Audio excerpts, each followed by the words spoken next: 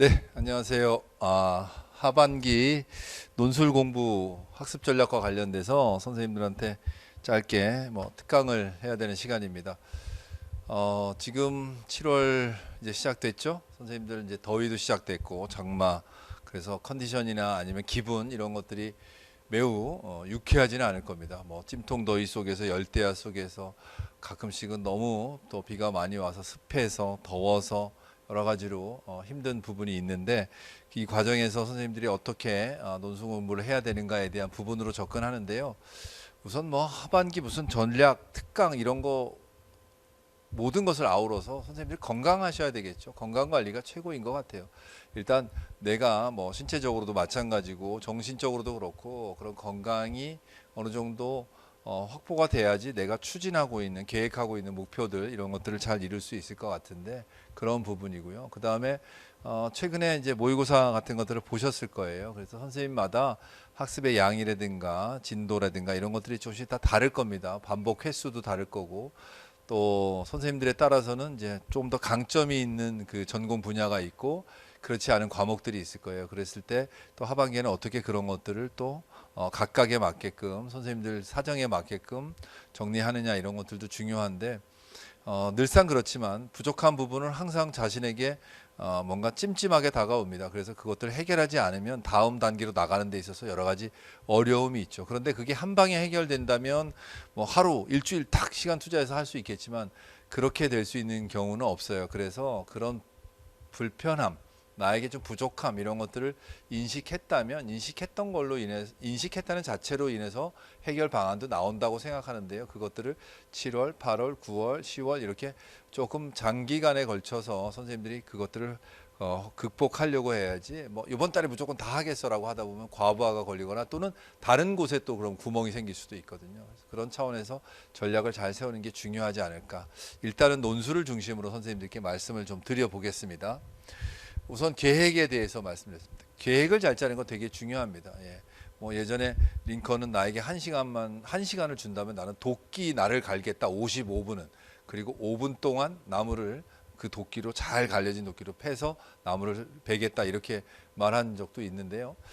계획이 정말 중요해요. 선생님들 계획 중에서 일단 내가 공부를 해왔으니까 상반기에 했던 공부 그런 것들을 체크하고 하반기의 계획을 다시 점검하게 되겠죠. 그런데 우리가 모의고사를 선생님들이 보셨을 겁니다. 이 모의고사를 통해서 나의 강점, 약점 같은 것들, 어느 정도 숙련도, 완성도 이런 것들을 보실 수 있겠죠. 그 다음에 아까도 말씀드린 것처럼 내가 가지고 있는 강점, 약점을 잘 체크해야 되는데, 그것은 교과 공부에 대한 강점일 수도 있고 아니면 어떤 체력의 약점 이런 거일 수도 있어요. 그러니까 그런 것들을 일단 파악해서 거기를 중점적으로 보완하거나 아니면 그 부분보단 다른 부분에 시간을 좀 더 쓰거나 이렇게 좀 고민해 보셨으면 좋겠고요.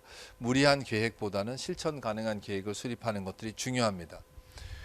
계획이 없는 것도 계획이라고 말씀드렸는데요. 휴식도 계획의 일부입니다. 선생님들 계획표상에도 분명히 휴식 시간이 있고요. 수면 시간이 있잖아요. 그런 것처럼 휴식도 해야 되고요. 빽빽하게 채워서 그걸 매일매일 같이 정말 막 허덕이듯이 이렇게 하다 보면 지칩니다. 그러니까 예상치 못한 일도 발생할 수 있으니까요. 계획표상에 여백을 두는 것들, 그런 것들도 중요하고요. 또 나 혼자만의 시간을 갖는 것도 중요합니다. 왜냐하면 그 시간에 또 정리가 되기도 하고요. 머릿속에서 또 그런 것들이 기억으로 저장되는 시간이기도 합니다. 그렇게 생각하셨으면 좋겠습니다. 예. 계획표대로 진행되는지 점검하는 시간, 이것도 계획에 넣어야 된다는 거죠. 중간중간 점검이 필요하죠. 예. 그래서 선생님들이 학습을 또는 어떤 자기 관리를 이렇게 어떻게 하고 있는지 이런 것들을 일상 조금씩 살펴보셨으면 좋겠어요. 그 다음에 아무리 좋은 계획도 실천하지 않으면 소용이 없겠죠. 그래서 예, 작은 분량이라도 실천하는 것이 중요하다.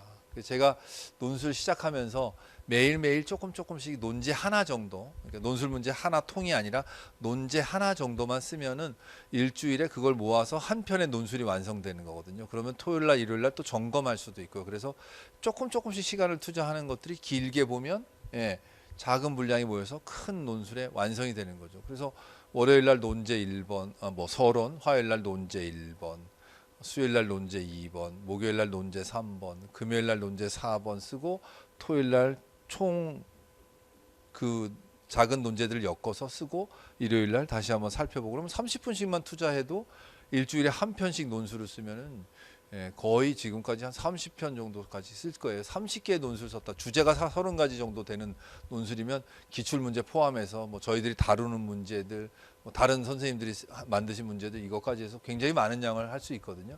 그 과정에서 실력이 계속 쌓이는 거죠. 작은 것도 되게 중요하다. 이렇게 잊지 마셨으면 좋겠어요. 그다음에 이제 선생님만의 공부 스타일도 잘 확인해 보셔야 돼요. 내가 혼자 하는 게 더 좋은 사람인지 아니면 혼자서 하기에는 자꾸만 의지가 약해져 가지고 하다가 쉬고 뭐 말고 포기하고 계속 수정하고 막 이러는데 누군가 함께 하는 게 더 좋은 건지 그런 타입을 잘 생각해서 선생님들이 그런 거에 맞춰서 서로 도움을 주고받으면서 아니 난 정말 혼자서 하는 게 좋다 그러면 혼자서 열심히 하시는데 대신 이때도 다른 사람들은 어떻게 가고 있는지 이런 것들을 또 우리가 좀 확인해 볼 필요가 있죠. 그래서 모의고사라든가 다른 걸 통해서라도 선생님들의 수준 이런 것들을 내 위치가 어느 정도 있는지 이런 것들을 파악하고 판단하는 거고요. 또 함께 하다 보면 아무래도 정보를 더 많이 얻을 수 있으니까 그런 것도 도움이 되지 않을까 해서 같이 하되 대신 너무 많은 사람들 너무 많이 하다 보면은 뭐 거기서 내가 적절하게 소극적으로 참여 또는 뭐 불참 이런 것들이 이루어지다 보면 제대로 안 되니까 빠지면 눈에 띄는 그런 적정한 수의 인원을 하는데 3-4명 정도 하면 좋지 않을까 이런 생각이 듭니다. 자, 중요한 겁니다. 이제부터는 모의고사를 잘 활용하는 거 되게 중요하죠. 선생님들은 내가 공부한 것들을 시험, 평가, 뭐 형성평가도 좋고 어떤 평가를 통해서 총괄평가의 이제 마지막 우리 임용고시 마지막 날 그런 평가를 하게 되는데 그런 평가를 하기 중간중간에 점검을 꼭 해야 됩니다. 그래야지만 아까도 말한 것처럼 내 공부의 양, 그 다음에 진도, 그 다음에 어느 정도 내가 이것들을 이해하고 있는지, 그 다음에 내가 혹시 놓치고 간 부분은 없는지 아니면 다른 사람들의 수준은 또는 문제의 난이도는 또는 새로운 트렌드는 이런 것들을 알 수 있기 때문에 중간 점검하는 건 필수인데 그거 점수 하나하나 가지고 일희일비하지 않았으면 좋겠다는 생각이 듭니다. 논술도 쓰면서 말씀드리지만 논술 뭐 이번 논술은 잘 봤어 해서 뭐 갑자기 논술 실력이 높게 보고 다음 주에 보는 또 논술 과제는 또 잘 못 썼어 그래서 난 큰일 나서 형편이 없는가 봐 이러지 말고 그런 것들이 자꾸만 선생님의 평균을 잡아가는 거기 때문에 계속해서 점검하고 단련하는 게 중요하지 오늘 잘 보고 내일 못 보고 이거 중요하지 않다 이런 것들을 선생님들이 잘 생각해 보셨으면 좋겠습니다. 이런 걸 통해서 점검을 통해서 내가 준비가 잘 된 부분이 있을 거고요. 그죠? 준비가 아직 미흡한 부분이 있을 거예요. 이런 것들 분명히 선생님들이 체크할 수 있으니까 그 부분에 조금 더 시간 분량을 늘리는 것들 아니면 뭐 횟수, 반복을 늘리는 것들 그래야지만 좀 더 익숙해질 수 있겠죠. 그 다음에 아까 말씀드린 것처럼 새로운 유형 같은 것들 문제가 늘상 비슷한 패턴으로 나오는 경우도 있지만 새로운 문제 유형들이 생기기도 하고요. 또는 새로운 주제가 더 핵심 주제로 부각되기도 합니다. 사회의 변화 이런 여러 가지 교육의 트렌드 이런 것들이 생기기 때문에 그런 중요한 주제 같은 것들을 모의고사를 통해서 우리가 체크해낼 수 있다. 그래서 중요하게 활용했으면 좋겠습니다. 그냥 논술로 바로 들어간다면 하반기부터 논술을 늦게 시작하신 분들이 있어요. 늦게 시작하신 분들이라고 해서 남들보다 더막 2배, 3배 더 열심히 해야 되겠다 이렇게 하다 보면 여기에 또 시간을 많이 써서 전공에 소홀해질 수도 있는 부분도 있거든요.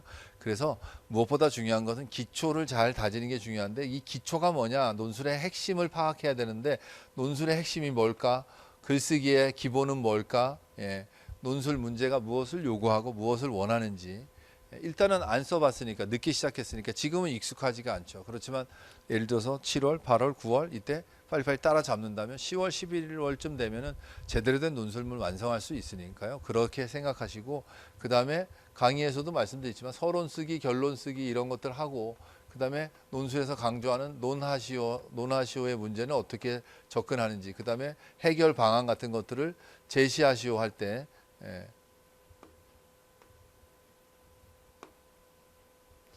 제시하시오 어떻게 제시할 것인지 이 방식들이 있으니까 이런 것들을 잘 활용해야 되고 논술이라는 게 문제가 있고 제시문이 있으니까 이 제시문이라는 틀 안에서만 답을 찾아야 된다. 그래서 문제가 무엇을 요구하는지 그 다음에 이 틀 안에는 무엇이 담겨져 있는지 이런 것들을 이해하는 게 매우 중요하다. 선생님들이 그렇게 아시고 내가 하반기부터 시작했으니까 늦었다 생각하지 마시고 차근차근 서론 쓰는 것들, 결론 쓰는 것들, 그 다음에 논제마다 어떻게 문제를 읽고 문제의 조건이 무엇인지, 그리고 그 문제에서 요구하는 것이 제시문과 어떻게 연결되어 있는지, 그런 것들을 찾는 것들이 중요합니다. 선생님들이 그래서 내가 여기 맨 마지막에도 이렇게 썼지만, 내가 기초가 없다고 남의 글을 흉내낸다 이렇게 하는데, 남의 글을 흉내내거나 남의 글을 읽거나 답을 읽거나 이걸로 해결하려고 하면 안 돼요. 어려워도 내 글을 써야 됩니다. 그래서 최초에 시간이 많이 걸리더라도, 이거는 상반기부터 하신 선생님들도 처음에 논술 쓸 때 어렵게 시작했거든요. 한 편 쓰는데 막 3시간 걸리시는 분들도 계시고, 2시간을 써도 해결이 잘 안 되는 경우도 있고, 1시간을 훌쩍훌쩍 넘겼었는데, 처음에는 그래요. 그렇지만 시간이 지나면 그런 것들이 극복되는데, 그 사람들이 예를 들어서 뭐 6개월 걸렸어. 그럼 나도 6개월이면 벌써 이거 시험 끝나고인데 이렇게 생각할 게 아니라, 그 안에 기본을 잘 다져 놓는 게 중요하기 때문에 선생님들이 그런 차원에서 접근하신다면 얼마든지 충분히 따라갈 수 있습니다. 그리고 논술은 묻는 게 뭔지를 잘 파악하는 거고요. 그 묻는 게 뭔지는 답은 어디에? 제시문에 거의 대부분 포함되어 있습니다. 단서가 되든 아니면 확실한 답이 되든 제시문 속에 있으니까, 그런 것들을 잘 찾아내는 연습들이니까 그런 다양한 문제들을 가지고 접근하셨으면 좋겠고요. 상반기부터 꾸준히 써오신 분들은 아마 이미 뭐 기본기는 어느 정도 익히셨을 테니까, 내가 잘 되는 부분과 안 되는 부분이 있을 거예요. 나는 이거는 잘 푸는데 이거는 어렵다. 예를 들어서 뭐 제시문의 어느 부분을 집중적으로 분석하는 건 잘 되는데, 제시문 전체를 분석하는 그런 문제가 나오면 어렵더라. 아니면 나는 주장과 근거로 논하라고 했는데 내가 주장이 뭔지 근거가 뭔지 이게 좀 헷갈린다. 그랬을 경우에는 내가 찾은 주장과 예시 답안이나 강의에서 말하는 것들이 어느 정도 일치하는가, 왜 저렇게 생각을 못했을까, 이런 것들을 자꾸만 내가 피드백을 좀 받아봐야 되겠죠. 예. 그리고 상반기부터 꾸준히 써오셔서 이미 많은 주제를 다뤘겠지만, 앞으로도 남은 시간 동안에 새로운 뭐 특별한 걸 하려고 하지 말고 그냥 다양한 주제들을 골고루 다뤄본다라는 생각을 가지시면 좋을 것 같고요. 기출문제 같은 것들은 이미 많이 경험해 봤기 때문에 머릿속에 답의 방향이 잡혀져 있어요. 그러니까 내가 분석하고 생각해서 쓰는 게 아니라 그냥 이미 뭔가 했던 익숙한 것들을 그냥 그대로 다시 재인출하는 거기 때문에 그렇게 큰 도움은 안 될 거예요. 그래서 차라리 새로운 문제를 가지고 접근하는 것들이 더 도움이 될 것 같다는 생각이 들고요. 잘 썼던 주제, 잘 썼던 문제, 그런 것들을 한번 떠올려 보고 다시 한번 그런 것들을 작성해 보면은, 요렇게 쓰면은 논술이 깔끔해지는구나, 이렇게 알 수가 있겠죠. 그 다음에 내가 아무리 봐도 이거는 좀 부족한 부분이야, 이거는 내가 잘 모르는 주제야, 이런 주제들을 정리해서 그런 주제의 문제들을 찾아서 선생님들이 써보는 연습을 하면은 그 주제의 공부도 되고 논술을, 난이도가 있는 논술에 접근하는 방법도 될 겁니다. 그래서 아까도 말씀드렸죠. 남의 글 흉내내지 말라고요. 직접 써보라니까. 내가 직접 써봐야 됩니다. 내가 한 번 시간이 2시간 3시간 걸려서 직접 써보는 건 다른 사람의 좋은 걸 10편 읽는 것보다 훨씬 더 선생님한테 큰 도움이 될 거예요. 그래서 직접 써보는 것이 핵심이다. 이거는 뭐 상반기 했던 분들이라고 해서 이제 어느 정도 갖춰졌으니까 이제 그냥 눈으로만 쭉 하고 나중에 한번 9월 10월 달에 쓰면 되지, 그러면 그때 또 낯설고 익숙하지 않아서 또 그때 또 헤맬 수가 있어요. 그러니까 조금씩 일주일에 한 편 정도 쓰는다, 이렇게 생각하셔도 되니까요. 상반기부터 했던 분들은 그러고, 하반기부터 늦게 시작하신 분들은 처음에는 어렵고 시간이 많이 걸리더라도 혼자 힘으로 일단 한 번이라도 써보는 노력을 해보시고요. 그 다음에 첨삭을 꼭 받아보세요. 왜냐하면 내가 혼자서 쓰고 예시 답안을 봤을 때 이해가 되면 상관이 없지만, 이해가 안 될 경우에는 왜 여기서 답을 이렇게 구성해 나갔는지 그것들을 첨삭 받아 보신다면 도움이 되고, 뭐 강의를 통해서 해결할 수도 있겠죠. 그 다음에 논술에서는 문제를 잘 읽는 게 우선이라 그랬어요. 잘 쓰려면 잘 읽어야 된다라고 말씀드렸죠. 잘 읽어야 돼요, 진짜로. 잘 읽어야지 문제가 무엇을 원하는지 알 수 있거든요. 문제가 무엇을 원하는지 알아야지 그걸 쓰고, 그래야지만 요구하는 답을 쓰게 된 거죠. 그 다음에 답은 제시문 속에 거의 대부분 들어있다는 겁니다. 그래서 제시문을 잘 분석하고 읽는 것이 매우 중요하다. 제시문을 주는 이유는 뭘까요? 제시문 속에 문제에서 요구하는 답과 관련된 힌트들, 단서들이 들어있기 때문입니다. 그래서 제시문을 뭐 예를 들어서 이런 거죠. 김교사의 문제점을 찾아 쓰고, 그러면 어디서 찾아야 돼요? 전국의 김교사를 찾아다니면서 써야 돼요? 그런 건 아니잖아요. 그죠? 제시문 속에 있는 김교사의 문제점이 드러나 있으니까 그런 걸 찾아 쓰는 것은 당연히 제시문 속에 답이 있는 거죠. 대화를 바탕으로 뭐 예를 들어서 뭐에 대했을까요? 대화를 바탕으로 놀이의 뭐 어떤 특성에 대해서 논하시오. 그러면 대화의 놀이의 특성과 관련된 게 언급이 돼 있다는 거죠. 그런 상황으로 쓰는 거니까 제시문을 정말 잘 보는 게 매우 중요하다. 자, 이제쯤 되면 아마 하반기에 늦게 시작하는 선생님들은 아직도 시간이 많이 걸릴 거예요. 그렇지만 이제 상반기부터 시작하는 선생님들은 시간이 이제 어느 정도 1시간 60분으로 이제 시간이 이제 압축이 되시고 그 안에 해결을 하실 겁니다. 그래서 하반기 하신 선생님들은 조금 그게 좀 뒤로 좀 미뤄지겠지만 8월이든 9월이든 60분 안에 쓸 수 있는 그런 그 계획을 세우셔야 되고요. 개요도를 쓰고 옮겨 적고 답안지로 그 다음에 답안지에 쓴 걸 한 번 더 체크하고 하는 시간으로 해가지고 이 시간 정리를 해야 됩니다. 그래서 문제 읽고 분석하고 그 다음에 이걸 가지고 개요를 짜는데 예를 들어서 30분 이내로 해야 되겠죠. 예, 그리고 나머지 옮겨 적는데 이걸 옮겨 적는데 또 한 25분 뭐 30분 그다음에 나머지 점검 나머지 체크하는데 한 5분 정도 이런 식으로 우리가 쓰죠. 그래서 한 30분 정도씩 나눠서 앞뒤로 문제를 읽고 제시문을 읽고 문제를 분석하고 개요를 짜고 어떻게 쓸지에 대해서 틀을 만들어 놓는데 30분. 근데 그 틀을 개요도를 바탕으로 이제 답안지로 옮기는데 30분 이렇게 하는데 이게 익숙해지면은 40분 동안 짜고 잘 짜고 20분 동안도 금방 옮길 수 있거든요. 근데 이제 평소에 내가 논술 문제 하나를 다 옮겨 적는데 얼마 정도 시간이 걸리는지 그런 것들을 선생님들이 체크하신다면 이런 것들도 크게 문제가 안 될 거라는 생각이 듭니다. 예.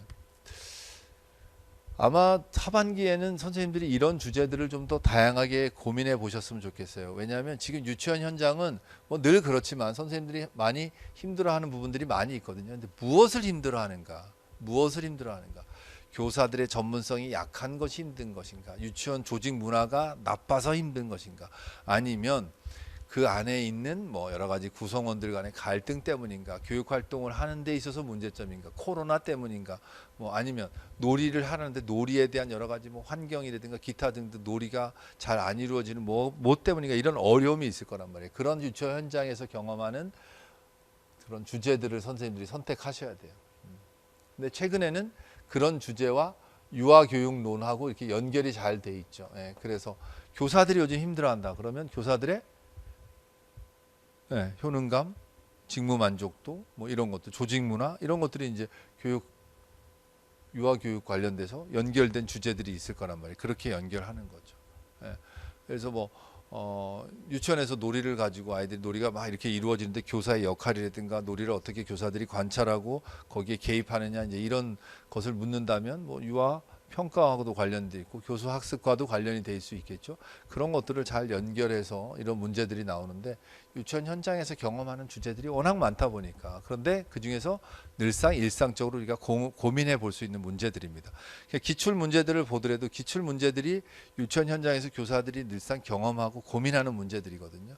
그런 것들을 선생님들이 고민해 보시고 이제 하반기에는 그런 문제들 주제들을 다루시되 꼭 그걸 찾기 힘들면 내가 지금 다루고 쓰고 있는 주제가 유치원 현장에 어떻게 적용되고 있는가라는 생각을 가지고 접근하시면 도움이 될 것 같습니다. 자, 개정교육과정, 그 다음에 교육과정을 현장에서 운영하는 그런 문제들, 당연히 중요한 부분이죠.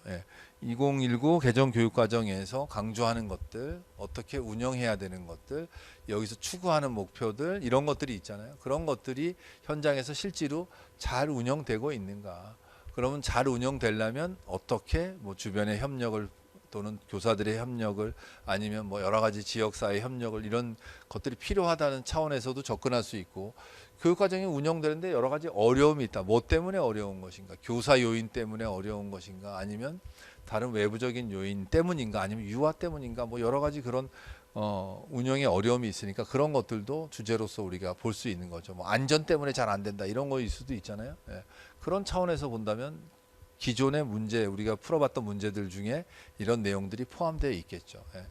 최근에는 이제 교사 개인의 문제점 뭐 아까 우리 효능감도 얘기했지만 신념, 철학, 가치관, 교사가 가지고 있는 개인적 특성들 이런 것들 신규 교사, 경력 교사 이런 특성들도 있을 수 있고요.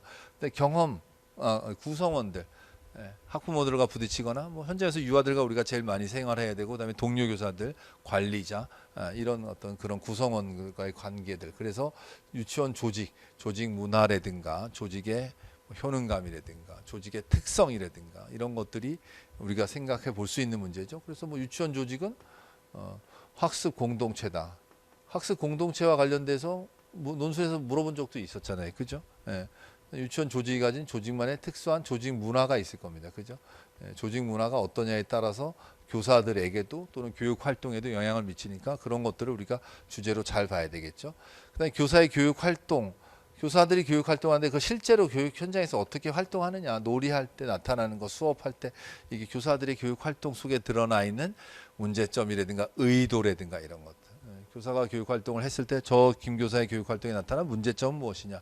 그럼 어떻게 해결해야 될 것이냐? 해결 방안이 당연히 여기에는 연결되겠죠. 해결 방안은 무엇인가 이렇게 그런 것들을 제시하라고 하겠죠.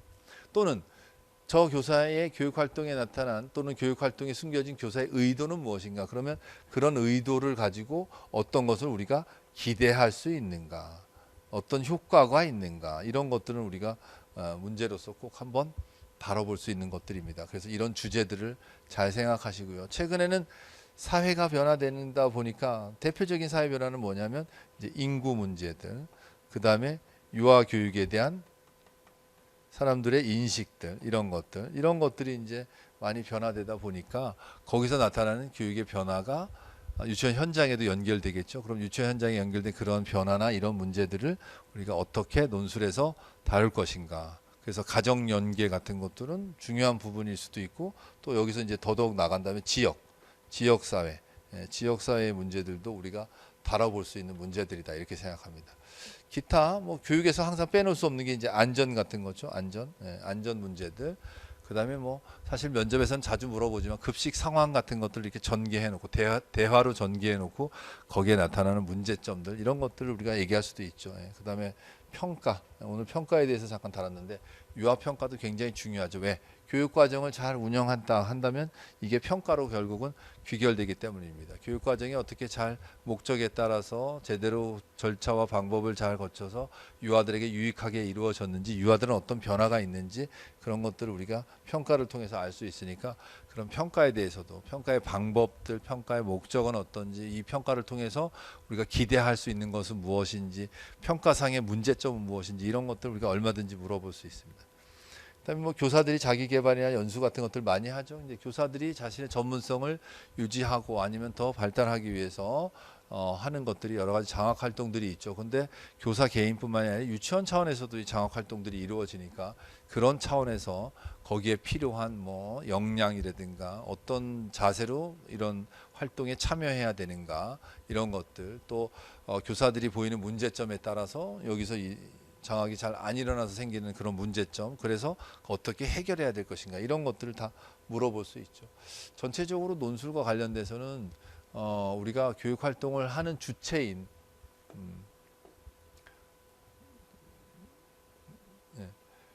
교육 활동의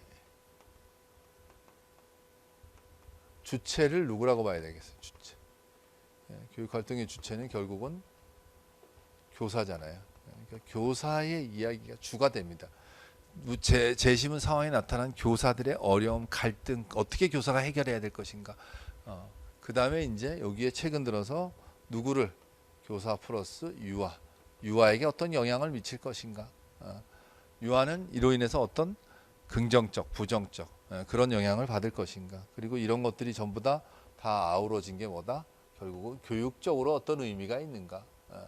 이걸로 통해서 얻을 수 있는 교육적 효과 이런 차원으로 그리고 이걸 하기 위한 교육적인 방법은 무엇인가 이렇게 이런 것들을 물어볼 수 있는 거죠.